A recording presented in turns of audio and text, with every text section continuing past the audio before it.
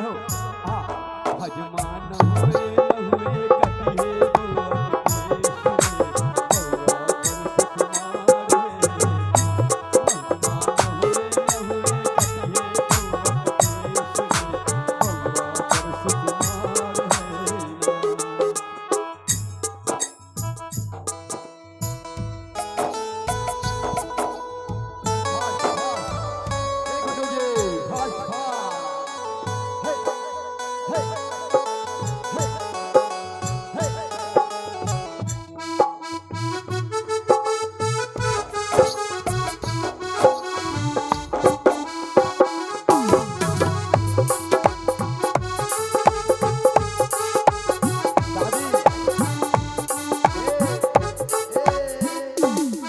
दादी जी है ठंडा लगे दादी बैठले है कुछ कहिए दादी के बारे में।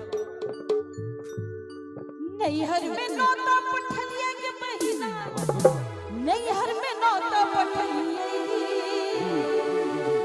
नैहर में नौता पठलिए के बहिना नैहर में नौता पठलिए लाल बउआ के पूजन में हम नैहर में नौता पठलिए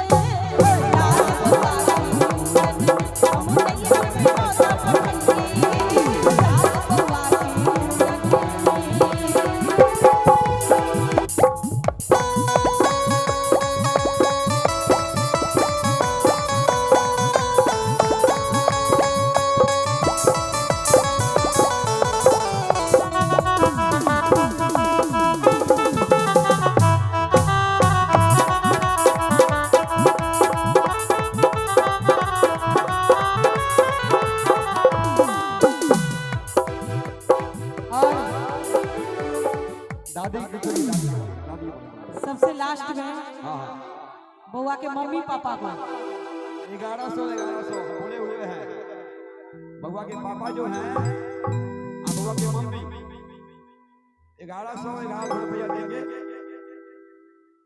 जहां कहीं भी हो।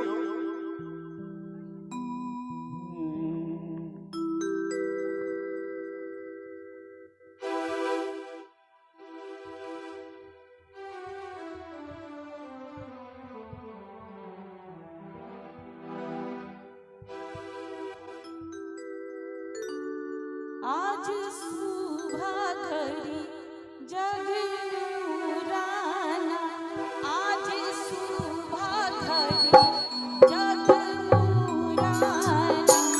जगमुराना जगमुराना जगमुराना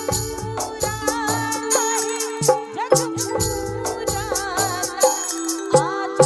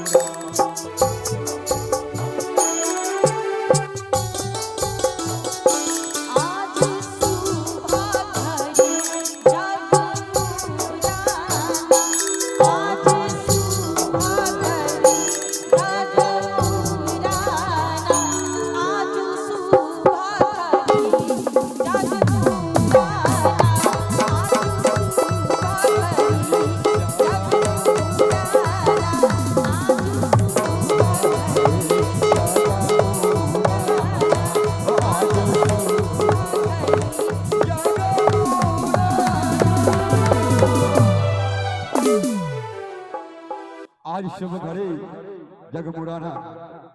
आइए अब